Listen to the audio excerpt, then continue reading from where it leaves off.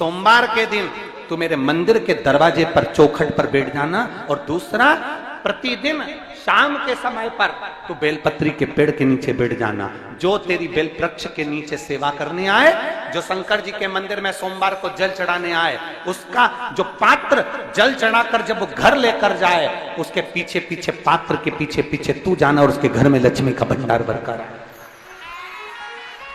लक्ष्मी बेलपत्र के वृक्ष के नीचे तू विराजमान हो जा।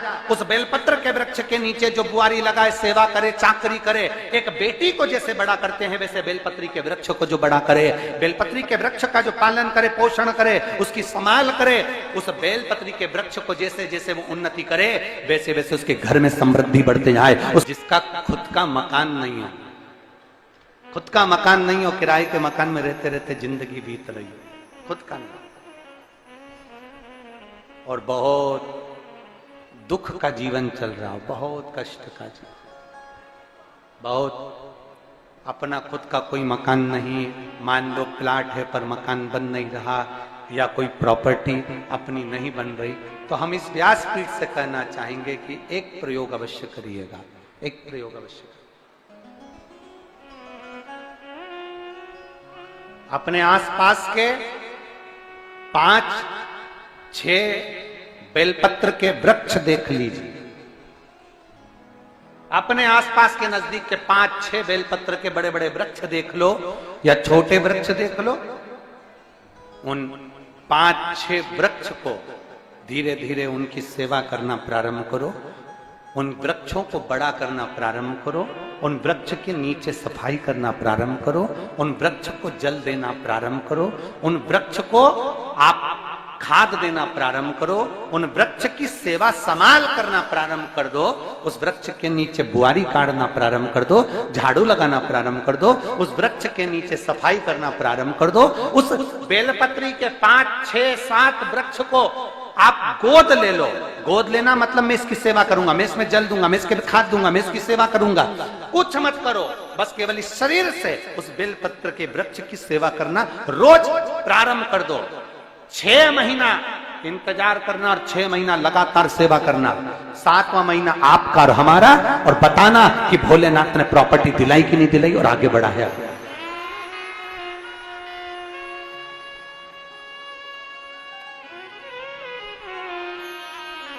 एक बेलपत्र का वृक्ष जिसके नीचे माता लक्ष्मी विराजमान होती है, एक बेलपत्र के वृक्ष के नीचे लक्ष्मी रहती है। दुनिया के लोग कहते हैं लक्ष्मी जी का दिन कौन सा है, बोलो जम के जल्दी से। शुक्रवार। दुनिया के लोग कहते हैं लक्ष्मी जी का दिन शुक्रवार है, पर माता लक्ष्मी से पूछा जाए कि तुम्हारी माता ख्याति देवी नारायण भगवान के साथ तुम्हारी शादी नहीं कर रही थी, शंकर को लक्ष्मी दे रही थी, तब तुमने भगवान शंकर से विनती करी, भोले बाबा मैं नारायण से प्रेम करती हूँ, भगवान नारायण से मेरा विवाह हो। तो माता ख्याति देवी से शंकर भगवान ने विनय कर कर कहा कि लक्ष्मी जी का विवाह नारायण के साथ कर दिया जाए।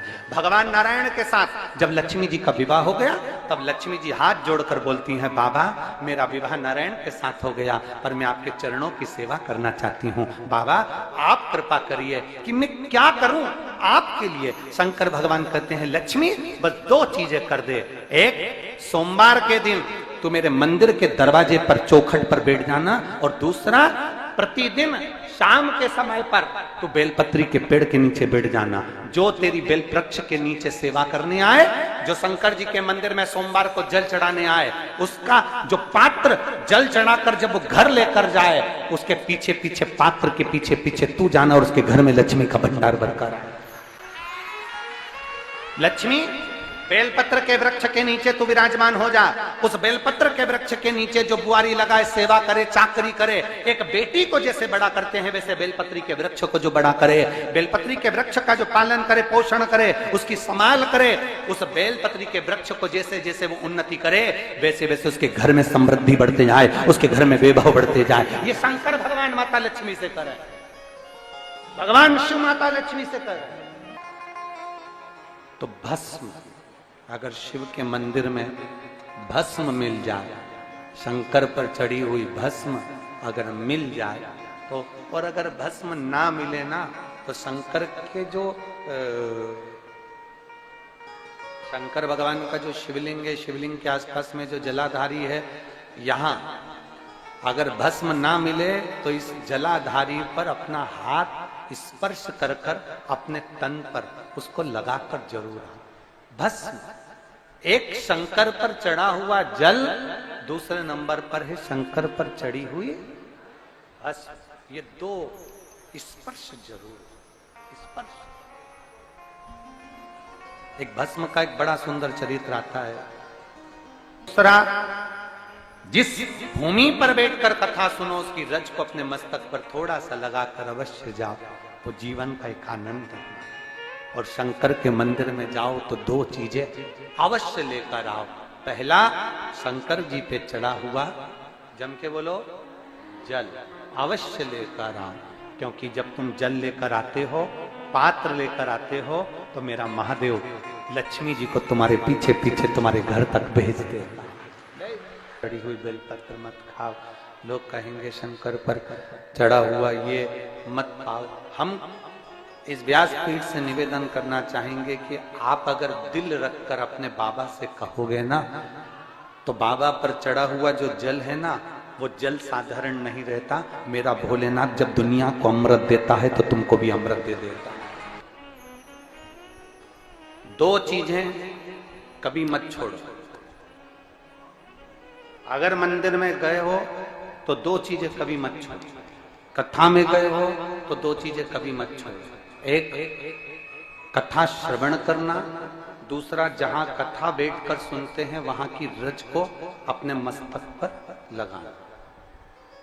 कथा सुनने के बाद आप यहां से जाओ, भले दरी बिछी है, आसन बिछा है, कारपेट बिछा है, उस पर अपना हाथ फेर कर उस रज को अपने मस्तक पर जरूर लगाओ। क्योंकि शिव पुराण में, भागवत पुराण में, स्कंद पुराण में, कुर्म पुराण में, नर्मदा पुराण में, लिंग पुराण में, नारद पुराण में, ब्रह्म वैवर्त पुराण में, जितनी भी पुराणे हैं, सब पुराणों में लिखा है कि जिस स्थान पर बैठकर हम भगवान की कथा को सुनते हैं, उनको याद करते हैं, जितनी देर हम उनको याद करते हैं उतनी देर वो परमात्मा उस स्थान पर बैठा हुआ रहता है। हाथ रखकर बोलना, शंकर भगवान से तुम्हारा रिश्ता कौन सा?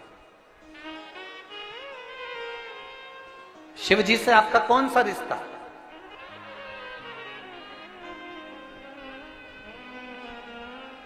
शंकर भगवान को आप क्या मानते हो? हमने आपको एक संबंध बताया था कि सीहोर कुबेरेश्वर धाम आपका मायका है, तो हम आपके भाई हैं, तो शंकर भगवान आपके पिता हैं, आपके बाप हैं, आपका बाबा है, आपका दादा है।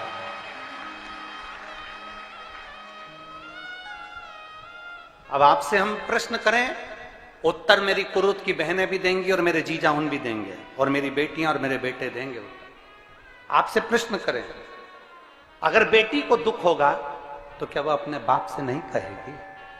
बोलो तो जम के। बेटी को तकलीफ है, वो अपने बाप से ना कहेगी।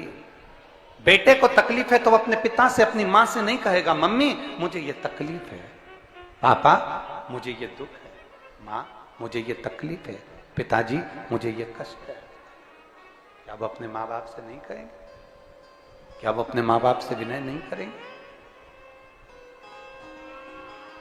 और माँ, पिता, फिर उसके करीब में, उसके नजदीक में जो भी होता है वो माँ बाप निकाल कर उसको दे देते हैं, माता पिता उसको दे देते हैं। माता लोग कहते हैं कि शंकर जी पे चढ़ा हुआ जल मत पियो, लोग कह देते हैं शंकर जी पे चढ़ी हुई बेलपत्र मत खाओ। कोई इस बहन से पूछे, सुनीता सोनी से, कि शंकर पर चढ़े हुए जल से उसकी गांठ जो डबल से उसके शरीर में आ गई थी वो समाप्त हो गई, तो जरा विश्वास करिएगा कि एक बेटी अपने माँ बाप से ही तो कहेगी, और बाप के पास में जो होगा वही तो अपनी बेटी को देगा दुख को मिटाने के लिए। तो मेरे शंकर भगवान के पास तो उसका चढ़ा हुआ जल है। दूसरा, जिस भूमि पर बैठकर कथा सुनो उसकी रज को अपने मस्तक पर थोड़ा सा लगाकर अवश्य जाओ, वो जीवन का एक आनंद है। और शंकर के मंदिर में जाओ तो दो चीजें अवश्य लेकर आओ। पहला, शंकर जी पे चढ़ा हुआ जम के बोलो, जल अवश्य लेकर आओ, क्योंकि जब तुम जल लेकर आते हो, पात्र लेकर आते हो, तो मेरा महादेव लक्ष्मी जी को तुम्हारे पीछे पीछे तुम्हारे घर तक भेजते हैं। दो चीजें लेकर अवश्य आओ, और शिव पुराण में जाओ तो दो चीजें लेकर अवश्य जाओ। पहले नंबर पर शंकर की कथा और अपने अंदर विश्वास कि मेरे महादेव की मैंने कथा सुनी है, अब मैं भटकूंगी नहीं। सारी दुनिया में मैंने ठोकर खा ली, अब कहीं ठोकर नहीं खाऊंगी, अब तो दरवाजे पर महादेव के जाऊंगी, बाकी की कह। दूसरा, कथा में बैठी हूं बाबा के इस रज को, ये रज नहीं है, ये धूल नहीं है, ये मेरे बाबा के कैलाश 12 ज्योतिर्लिंग का चंदन है, इसको मस्तक चढ़ाऊंगे अपने हृदय से। लाते हो आप लोग? हाथ उठाओ जरा, रख लो, बहुत बढ़िया, प्रणाम आपको सभी को, नमन। 2 बूंद जल लेकर आओ, परला। नहीं पियो तो उस जल को अपने घर में छींट दो।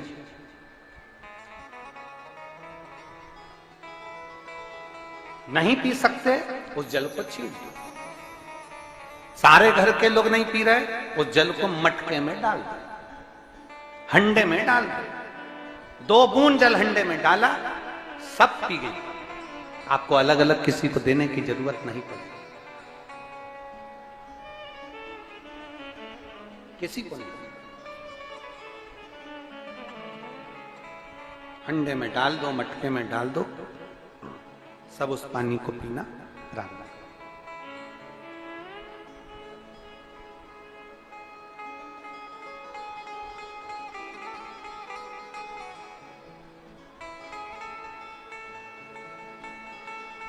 उस जल के महत्व को जो बच्चों का दर्द नहीं देख सकते, जब माता पिता अपने बच्चों का दर्द नहीं देख सकते, तो देव अधिदेव महादेव तुम्हारा दर्द कैसे देखेंगे? वो भी तो काटेंगे तुमको, वो भी तो कष्ट मिटाएंगे। 2 चीजें कथा में जाकर ले। एक, जहां जगह मिल जाए वहां बैठकर कथा सुनो। धूप लगे, पंडालों की इतनी व्यवस्था नहीं हो पाती है, पंडाल लगाने वाले, टेंट लगाने वाले टेंट लगा लगा के थक जाते हैं, तो अपने साथ एक छाता लेकर चलो।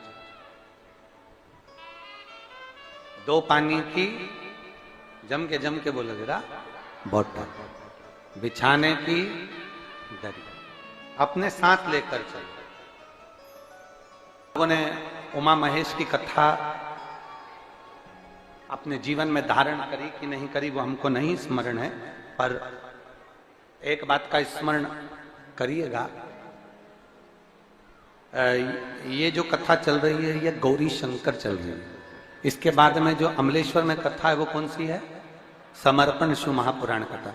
उस समर्पण शिव महापुराण की कथा जब 2 तारीख को विराम हो जाएगी, तब उसके बाद में जो कथा 6 जून को प्रारंभ होगी सोलापुर महाराष्ट्र में, उस कथा का नाम रहेगा उमा महेश शिव महापुराण की कथा। उसको जरूर सुनो।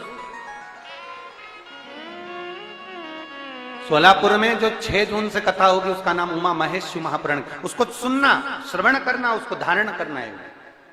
उसमें इतने प्रश्न माता उमा ने भगवान महेश से करे हैं, और महेश भगवान शंकर उसका हर प्रश्न का उत्तर दे रहा है। भगवान महेश भगवान शंकर हर प्रश्न का। बाबा बोले माता उमा ने भगवान शिव जी से, महेश भगवान से, भगवान शंकर से करेंगे, बाबा भोलेनाथ जी बताओ, संसार में जन्म लेने वाले व्यक्ति के जीवन में उसके भाग्य में अगर सुख नहीं है, उसके भाग्य में खुशियां नहीं है, उसके भाग्य में कोई अच्छा है ही नहीं, तो वो जीव क्या करेगा? वो जीव क्या करेगा?